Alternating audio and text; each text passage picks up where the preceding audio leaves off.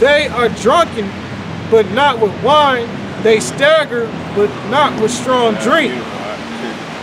For the Lord hath poured out upon you the spirit of deep sleep, and have closed your eyes.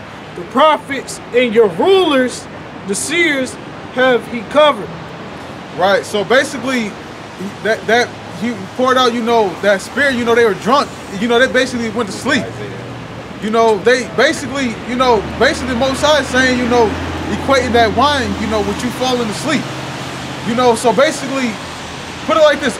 Like, also, you know, the lovely part about, you know, that similitude about being wine is when you drink wine, you know, you're not in your normal self. You know, you basically lose your judgment, stuff like that. Now, this wine of this church, and we haven't got in Islam, I don't know if I'm gonna get into that, but that's another type of fucking wine.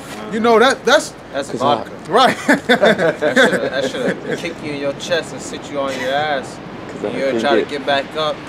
You get caught with flying knee to the chin bone. Right. I know it just keep happening to you, fucking with that Islam shit. Right, it's that watered down shit, you know. Oh, okay. You know, you put some like ice cubes in your drink. And that's why I put ice on it. Right. Oh, okay. Hey, it is. Yep. That's like that's putting ice in the milk of the scriptures, in the milk of the truth. You know, fucking around with these other things. If you're an Israelite, we was promised the milk and honey. You know, not being literal. All right.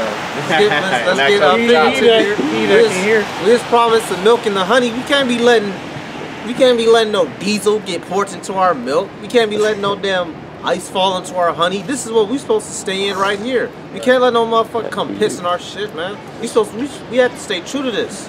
Yeah, you get his. Yeah, I have the book of Acts, chapter 6, verses 7. 7 verses 48. Yep. Acts, what, 7:48? Okay. Yeah. How be it the Most High dwelleth not in temples made with hands, as said the prophets. You know, so the Lord ain't dealing with these church buildings. That's why we're standing out here doing what we're doing. If you think going to church is going to get you saved just for sitting down in a bench, you ain't gonna make it.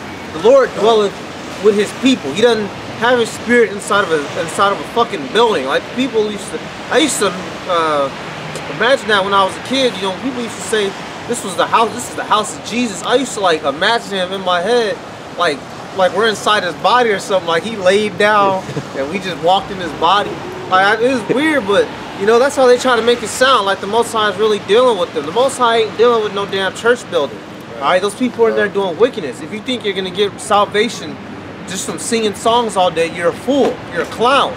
Most people don't even go to church anymore, but for the ones that do, you need to get out of that abomination, and you need to get into this truth. This is what's gonna get you saved, goddammit. Ain't no sitting down behind a fucking stink ass bunch of people while one motherfucker is up sweating, dancing, and cooning on stage gonna get you out of here. All that's gonna get you is destroyed. That's right. And also, like, the church, that's a multi-billion-dollar business. That's a multi-billion. You know how much money fucking that we could do if all that money wasn't going to fucking churches just to lie to you? Right. That's a lot of damn money that's being, you know, made to church, that's given to churches. That's I forgot how much, but Jacobs are already the biggest consumers, and now we're basically paying other people to lie to us. So we're paying for our oppression. We're paying the heathens to oppress us, and we're paying our own stupid, wicked prophets, false prophets and leaders to oppress us. You know, they prophesy for hire. All right, they lead us into destruction. That's why the Lord. That's why you have to abstain from them. You know, the scriptures, Sirach 8:9. That's not the discourse of the elders. It's not talking about them niggas in the church, man. It's talking about the true leaders of the nation of Israel. That's right. You're not gonna receive safety from the destruction that's coming in those buildings, man. Ain't no motherfuckers gonna be trying to run in there. That shit ain't gonna happen. Good example, The Walking Dead. The pastor locked everybody out when the zombies was coming killing people just so he could save himself. And they was carving in on the building, God gonna destroy you, God's gonna punish you, you know, shit like that. But that's literally gonna be happening. People gonna be trying to run in there, and the motherfuckers gonna come up there with an AK and lay everybody out. Right. All right, this the safety and the protection of the Lord is not in these churches. Right. All right, this scripture, how's it go? Sirach, what is it? It's Salakia. It's Sirach 25 and 12. The fear of the Lord is the beginning of his love, and the faith is the beginning of cleaving unto him. You have to have the fear of the Lord inside of you. All right, that's what gets you saved out of here. If you're a part of the elect, you have to fear the Lord. That's your salvation. Isaiah 33 and 6. All right, the knowledge and wisdom shall be the stability of our times. That's what's gonna hold you down. Ain't no fat motherfucker who's gonna go down into his basement and cook hot dogs and pork chops for everybody. He ain't gonna get you saved with them chitlins and green beans in the pot. All right, we know this because we done seen it and we experienced it. That's not, that shit ain't anything, man. That shit is death and destruction in hell.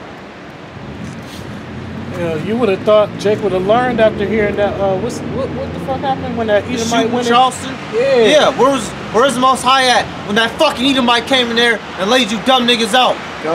Hell. Since y'all was protected by Caesar, and then you still gonna say you forgive Esau, the devil, your enemy from the beginning? That's why the Lord's gonna slay all you wicked bastards out here, especially the 2/3 of the nation of Israel. All y'all gonna get destroyed if you don't get right. That's right. Right, so keep praying to white Jesus. You know, that image, you know, that idol that's in your church. You know, keep thinking that you're giving him money.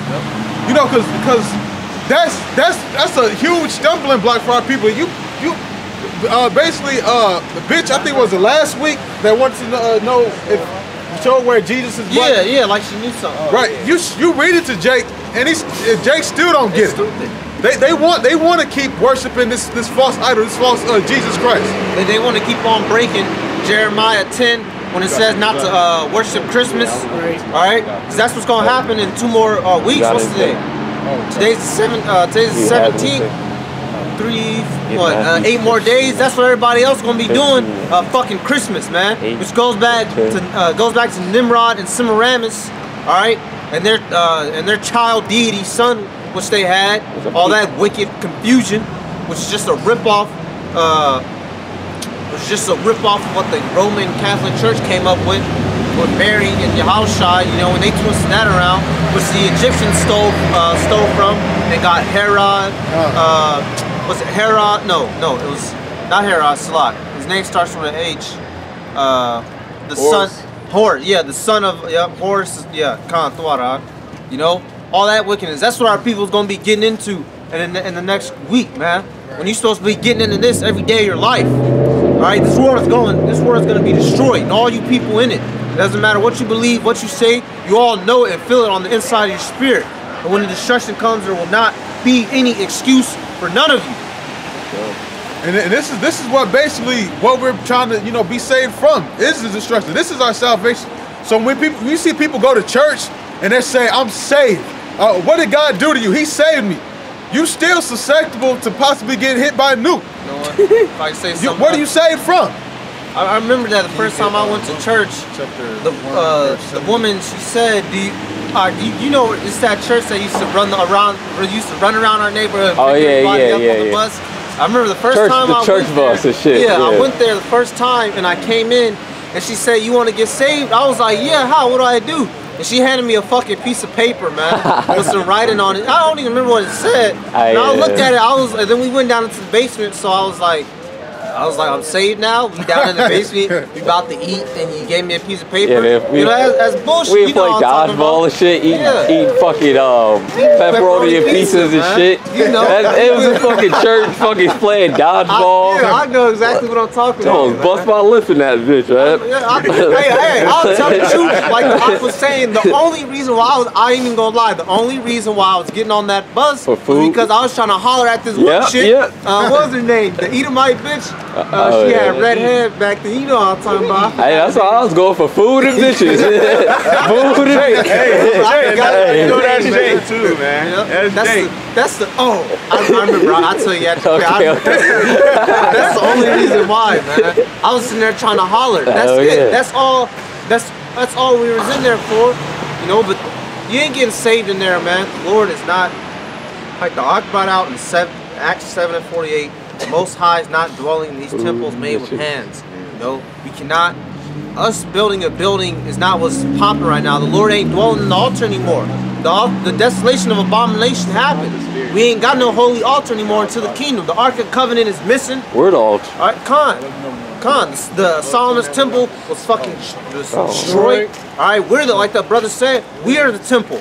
Ain't no building the temple that's holy. The Lord ain't dealing with that anymore. That's why the Lord stripped us of all of our so-called religious instruments. You know, of our holy weapons and holy locations. The only thing, the only thing we have now is the old locations in the cities of the ancient land. That's, you know, that's archaeological proof. But besides that, the Lord stripped us bare for a reason, for our faith. So when we have it, it's not because we Googled building and saw that it exists. You know, because that's the Lord ain't dealing with that shit anymore, man. And a lot of that stuff symbolizes Yahushua. I got that precept. Because the Most High is dealing with faith. He got rid of all of that to make us, to make us, or put us in a position where we have to have faith in Him. Because we'll start worshiping it like we did when we went into these heathenistic kingdoms. Right. The Jeremiah, the last chapter, I think it was Baruch 2. Yeah, the last chapter, Baruch slot. He was telling us, don't be going in there and fearing Him and worshiping Him once we get in there. And what do we do? All right? What did we do as soon as we got out of Egypt? We went and started worshiping a fucking cow. Moses was gone for 40 days. It wasn't even 2 months yet. Man was gone for a month and 10 days, and we already got back to heathenistic worship. That's why the Lord kept putting us in this captivity. I'm on. Hold this,